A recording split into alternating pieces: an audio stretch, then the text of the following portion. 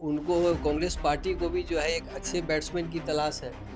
तो प्रशांत किशोर की रणनीति, कांग्रेस पार्टी का अपना जो है ज़मीन और दोनों के वर्कर, अगर सब कुछ मिल जाए तो कांग्रेस पार्टी को लग रहा है कि बिहार में अपने आप को फिर से खड़ा करने के लिए इससे बेहतर ऑप्शन नहीं हो सकता है। क्योंकि आरजेडी के साथ नेचुरल अलायंस इन लोगों का 90 से आप बात कीजिए, जब लालू जी मुख्यमंत्री थे तो एक संबंध बना और तब तक रहा जब तक लालू जी एक्टिव थे।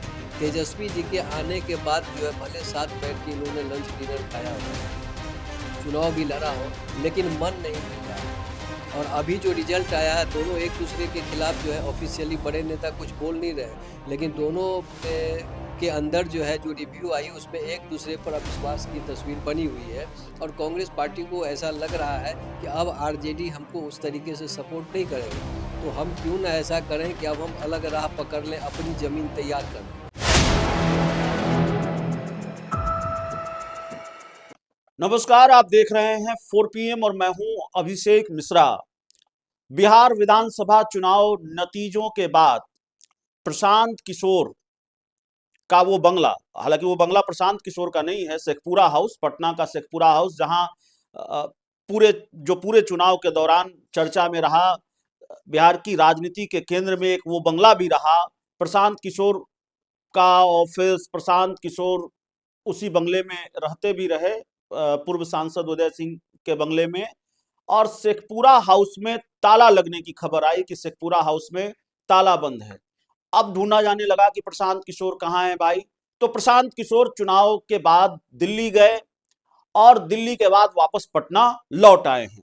लेकिन उनके पटना लौटने के बाद एक बड़ी खबर सामने आ रही है, और खबर यह है कि उन्होंने कांग्रेस की बड़ी नेत्री प्रियंका गांधी से मुलाकात की है।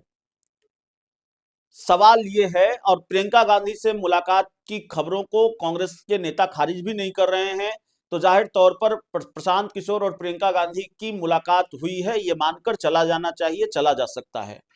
तो सवाल है कि एक तो उत्तर प्रदेश में विधानसभा का चुनाव है, तो क्या प्रशांत किशोर की मदद कांग्रेस लेना चाहती है, इस चीज के लिए मुलाकात हुई है? या फिर सवाल यह भी है, अगर हम बिहार की बात करें, बिहार के संदर्भ में बात करें, तो क्या इसको इस बात का संकेत भी माना जाए कि बिहार में कांग्रेस ने आरजेडी से अलग चलने का मन बना लिया है, और प्रशांत किशोर और प्रियंका गांधी की मुलाकात को इसी संदर्भ में, इसी चश्मे से देखा जाना चाहिए? बिहार में कांग्रेस अपने अभियान, अपनी अलग रणनीति और आगे का सफर अकेले चलने के लिए, अकेले तय करने के लिए प्रशांत किशोर का सहारा या प्रशांत किशोर की मदद लेने की सोची है। हालांकि प्रशांत किशोर की जो रणनीति, उनका जो रणनीतिक कौशल है, उसका इम्तहान 2025 के विधानसभा चुनाव में था, और जिसमें वो फेल साबित हुए, 0 सीटें उनको मिली है तमाम कवायदों के बावजूद। हमारे साथ बातचीत करने के लिए बिहार के सीनियर जर्नलिस्ट जयकृष्ण सर हैं। सर, एक खबर आ रही है कि प्रशांत किशोर और प्रियंका गांधी की मुलाकात हुई है, किस संदर्भ में इसको देखते हैं, कैसे इसको देखते हैं? उत्तर प्रदेश विधानसभा चुनाव को लेकर मदद चाहिए कांग्रेस को, कोई उस तरह की डील या उस तरह की बातचीत, या फिर बिहार को लेकर विशेष बातचीत? और इसको इस चश्मे से देखा जाना चाहिए कि कांग्रेस ने बिहार में आरजेडी से अलग चलने का मन बना लिया है, और इसीलिए कांग्रेस को प्रशांत किशोर की जरूरत है। देखिए, इस वक्त क्या है कि आप जो बात किए प्रशांत किशोर जी की, तो प्रशांत किशोर जी और चुनावी जनादेश के संदर्भ में मैं अपनी बात रख रहा हूं, तो प्रशांत किशोर जी और कांग्रेस पार्टी 2025 के बिहार विधानसभा चुनाव के फलाफल के बाद बेचारगी की स्थिति में, क्योंकि जो मैंने रिजल्ट आया इन दोनों के लिए निराशाजनक रहा। और ऐसी स्थिति में अच्छा दोनों को ये पता चल गया कि अकेले हम कुछ कर नहीं सकते हैं। जी। तो अब प्रशांत जी तो 2 साल से ज़्यादा पद यात्रा किए, जनसंवाद किए, सारा चीज़ किए, सब कुछ करके थक गए। भले वो कह दें कि भाई इस रिजल्ट के पीछे बहुत सारी बातें, लेकिन ज़मीनी हकीकत उनको समझ में आ गया कि ये बिहार है और यहाँ पर तो भाई वो वोट समीकरण और बाकी चीज़ जो पुरातन तौर तरीका है वही चलेगा, और उसमें मैं अभी बहुत पीछे हूँ। तो अब और ज़्यादा मेहनत अपने दम पर करने के बजाय, चूँकि रणनीतिकार हैं वो, तो अब सोच रहे होंगे कि मुझे कोई एक बड़ा माफ़ कीजिएगा, जी। प्लेटफ़ॉर्म चाहिए, जी। जहाँ पर हम खड़ा होकर के जो है बैटिंग करें। अब कांग्रेस पार्टी देख रही है कि हम भी अपने सारे सिक्के को आजमा लिए, कुछ चल नहीं रहा है, तो उनको कांग्रेस पार्टी को भी जो है एक अच्छे बैट्समैन की तलाश है। जी, तो प्रशांत किशोर की रणनीति, कांग्रेस पार्टी का अपना जो है ज़मीन और दोनों के वर्कर, अगर सब कुछ मिल जाए तो कांग्रेस पार्टी को लग रहा है कि बिहार में अपने आप को फिर से खड़ा करने के लिए इससे बेहतर ऑप्शन नहीं हो सकता है। चूँकि आरजेडी के साथ नेचुरल अलायंस इन लोगों का 90 से आप बात कीजिए, जब लालू जी मुख्यमंत्री थे तो एक संबंध बना, और तब तक रहा जब तक लालू जी एक्टिव थे। जी, तेजस्वी जी के आने के बाद जो है भले साथ बैठ के इन लोगों ने लंच डिनर खाया हो, चुनाव भी लड़ा हो, लेकिन मन नहीं मिल रहा है।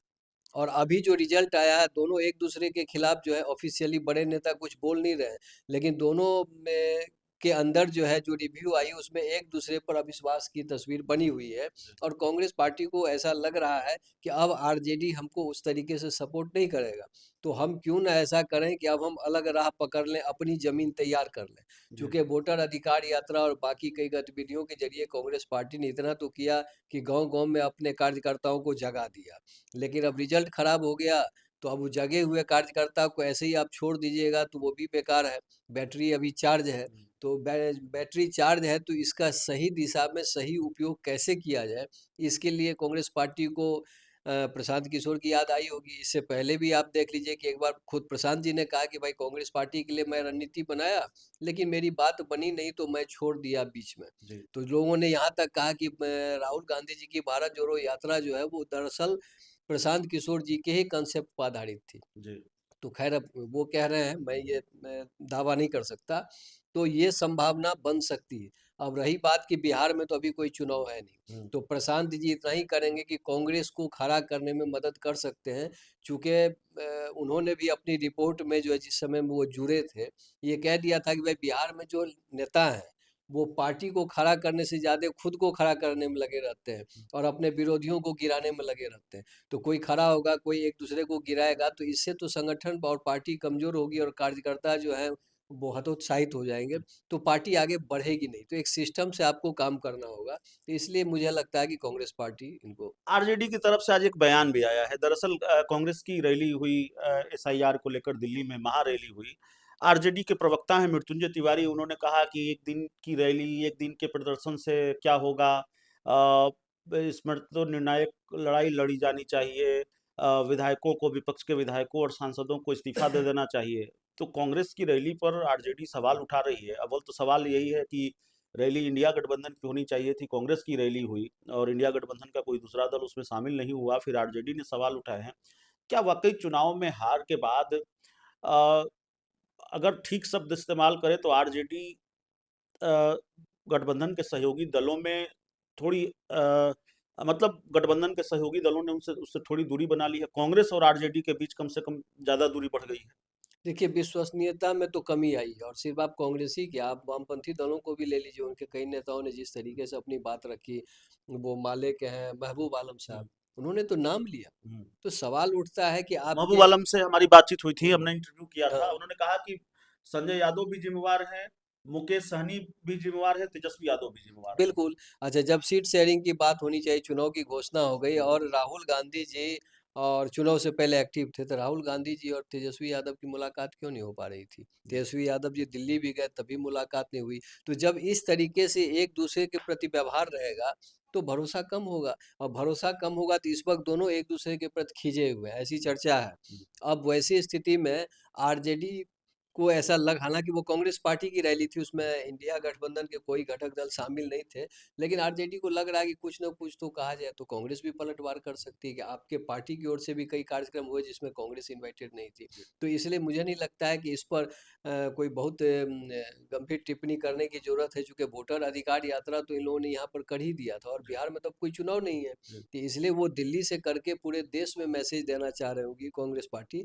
चूँकि बंगाल में चुनाव है, फिर यूपी में चुनाव होना है, तमिलनाडु में चुनाव होना है, तो देश की राजधानी से मैसेज दिया गया, अकेले दी कांग्रेस पार्टी, तो इसका मतलब है कि अपना उनकी अपनी अलग कोई सोच होगी, कोई रणनीति होगी। जी। तो इसलिए इसमें कहीं कोई बड़ी बात नहीं, और आरजेडी द्वारा इस पर आपत्ति करना, मुझे लगता है कि अंदर खाने चुनावी रिजल्ट को लेकर के जो नाराजगी है, उसकी अभिव्यक्ति हो सकती है। चलिए, तो इस पूरी रिपोर्ट में इतना ही। बहुत बहुत धन्यवाद।